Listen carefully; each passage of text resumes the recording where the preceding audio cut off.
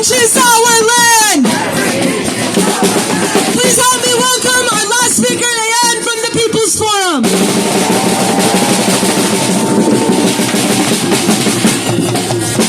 Let's get as loud as we possibly can and chant so that Trump can hear us in Washington, D.C. In our thousands, in our millions. We are all Palestinians. In our thousands, in our millions. We are all Palestinians. In our thousands, in our millions.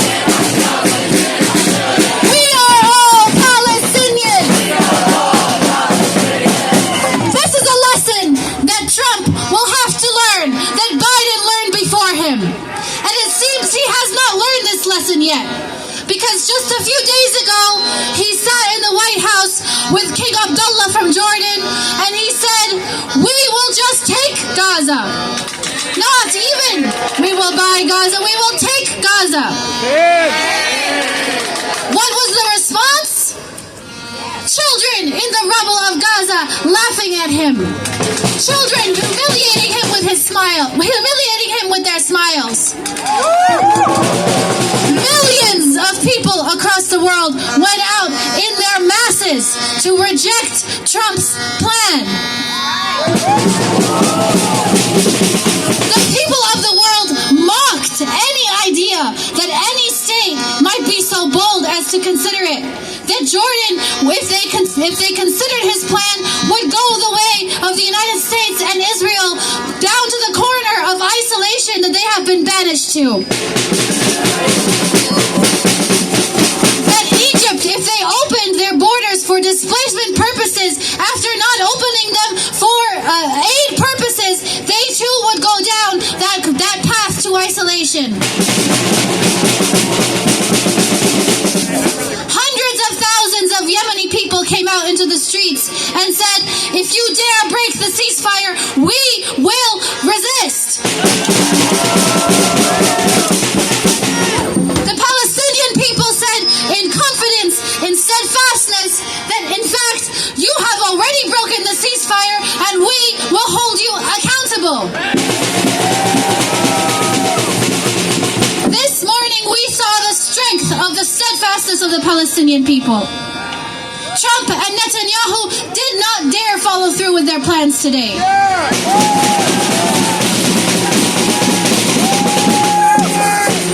But that does not mean that we stay home, that we rest easy, or that we back down. We still must show Trump exactly what it means to go against the people of the world.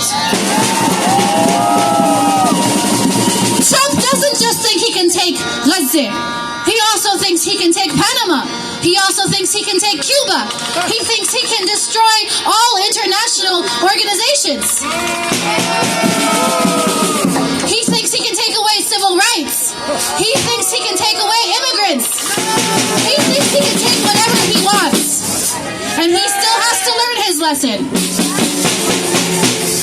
On the one hand, we have learned over the past year that we do not live in a democracy. That this system is not going to protect us from Trump's profit grabs and his grabbing hands. That he can use the power of the capitalists and the billionaires to take some things, sure. But if he tries to take the things that we hold dear, he will hit a wall. If he goes for our immigrant neighbors, he will hit us as the wall. If he tries to take the sovereignty of any nation in Latin America, he will hit a wall. He can rename the Gulf of Mexico to Gulf of America, but no one will pay attention to it. If he tries to even take 1 inch of Palestinian land, he will hit a wall. There will be no movement of Palestinians from Gaza unless it is to return to those lands that have been stolen by the Israeli occupation.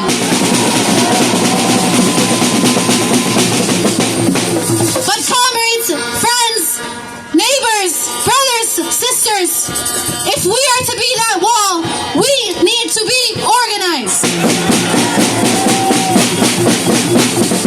It's not enough to just say no. It's not enough to just say that we reject the plan. We need to organize for our own proposals. We need to organize to build our institutions of solidarity.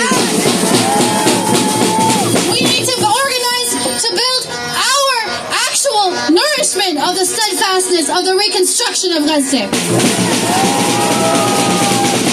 We need to organize to build our mechanisms of defense of our rights, of our immigrant brothers and sisters, of everything that we hold dear, all of the things that we value and that Trump thinks is only there for profit. So I want to see every single one of you at the People's Forum at 6:30 p.m.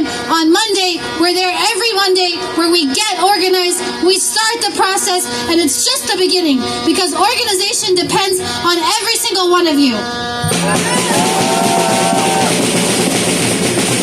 We meet every week, we share and exchange, and then we continue building in every corner of the city. So, we're going to say it one more time with as loud as a voice as possible, not just because it's a good chant, because truly we believe it, that to touch the Palestinians, you're coming after us. If the Palestinians are standing strong, so are we. And Trump, if he dares to go against the will of the people of the world, he will have to confront the organized majority, the organized masses of the world who are standing strong with the Palestinian people.